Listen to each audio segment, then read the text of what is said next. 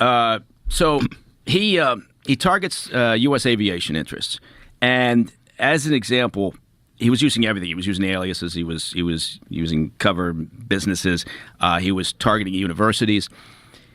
He started looking at identifying targets within U.S. aviation, and as an example, found a guy in GE Aviation, and what he would do is he would just say, look, can you come to China and make a presentation at the university about something completely innocuous, right? It's not classified by any means or whatever, but, you're so important and you're so smart, and we'd love you to come over and present to our university. We'll pay your travel and a stipend. So they do that. So he starts doing this around 2013. Around 2017, they get this one GE aviation employee to travel to China and give a presentation. And by this time, luckily, the FBI had tweaked on this guy and figured out there was something wrong with him. So in cooperation with the company, the FBI started posing as him, right? Because Zhu's not having face-to-face meetings with this guy. He's doing this all online. So they start posing as this guy. After a year of just sort of random, non-threatening contact with this aviation employee, he starts asking him for specific details, right, of their engine technology. Right? And GE's got some incredible engine technology. And so the guy, with the cooperation of the FBI, sends a document, right? And on the document, at part of it, it just says, you're not allowed to disclose this outside company. It's proprietary data. Well, what does that do? Well, the reason why they released that is because they wanted to set the hook on this guy, on this Chinese intel officer. And so he gets this and he goes, it's working, right? He thinks, I got this guy now. I've tasked him with something that's actually interesting and important. He knows he's breaking a rule. He's given me this document. So now he accelerates the tasking a little bit. And he gets the guy to say, look, how about during one of your trips over to Europe, we meet. So this is where Zhu made his mistake. He goes to Belgium and gets arrested there, right? And it took a while, but he was finally extradited to the U.S. and finally charged. But he was doing other things. He was the handler for a kid working as a student, came over here as a student visa in Chicago, gave him targets, said, here are some individuals, again within aviation industry, said, I want you to start looking at them, and maybe some of them are interesting, and we might want to start developing some of these targets. Running this kid, who's living and working and studying in Chicago. And the targets were all of Chinese or Taiwanese descent, which is typical, right? They kind of hone in on that, And so eventually that kid got wrapped up. Once we started to figure out what was going on with Zhu, then obviously started to unravel his network. But this kid was also doing the same thing, was targeting under the direction of Zhu and the Chinese intel. Other things he did, I can't, again, I know I disappeared down a rabbit hole here, but to the point we made earlier in terms of operating in China, he was also targeting other countries. So he went after a French aviation company that had a facility in China. What does that mean? Well, that means that every employee, every local employee, is probably going to respond. If Zhu knocks on the door and says, I need your assistance, you're going to have to be my asset, they're probably going to say yes, right? Because they're operating there in China. Now they're working for a foreign company. But does that really matter when the Chinese regime knocks on your door?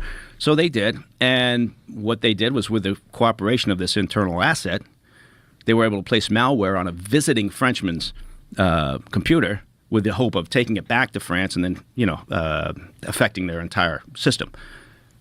So anyway, long story short, I guess the point of that exercise is the aggressiveness, right? The ability. You think about the years that they spend going after targets. And yet we want to believe somehow TikTok, that they're not going to touch that. Well, it's a lot of data there, but we're not going to go after TikTok data. What kind of data do you think they're really accumulating? The thing that's disturbed me is that this discussion that they're getting biometric data, they're getting facial recognition data and fingerprint data from both, fingerprint readers from Android phones and biometric facial data from iPhone, the face opening thing. What are they doing with all that shit? Well, some of it isn't of much use to them in the present time, right? But they don't care. So their ability, because of their resources and their motivation, is to just hoover up everything. And maybe there's no use for that biometric data right now, but maybe there will be, right? So maybe they're collecting all of this and they're thinking, okay, at some point we're going to develop a technology whereby we can use this for a reason. Maybe we can remotely, using facial recognition, unlock access to. Who knows? Just coming up with that. But the point at 30,000 feet is they don't really care.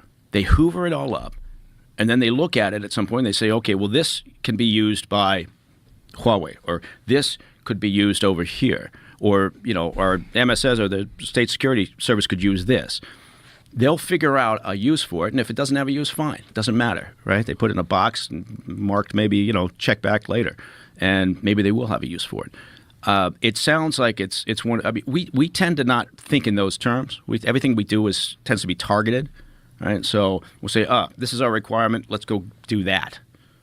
The Chinese are they're looking 30 years, 40 years, 50 years down the road, and so.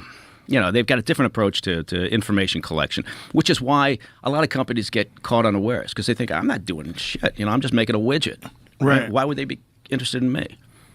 So, whatever. But, I realize people are saying, oh, God, he's fucking banging on about China again. But, if you think about it, we're all occupied with Russia and Ukraine right now. But China's the bigger issue, right, in the long term. And we just need to be able to multitask. And we got to worry about Russia-Ukraine conflict. And does that get out of control, or just where's it going? I guess that's a bigger question. Where do you think it's going? Yeah, I don't think anybody's got a plan in Washington right now, or in NATO. I don't think anybody knows. I think they're all being basically reactive, as opposed to, what's the end game here? What is the final way that we wrap this up? And I mean, look, the U.S. has spent, I don't know, as of the end of 2022, and that's almost a full year because it started in February. So almost in a full year, the U.S. spent about $50 billion in assistance, and about half of that is military aid, right, in a variety of forms, right? The HIMARS systems all the way to protective body armor, right? So it's all over the map, and training. If you compare that $50 billion in aid and so what's that, about $25 billion in military aid.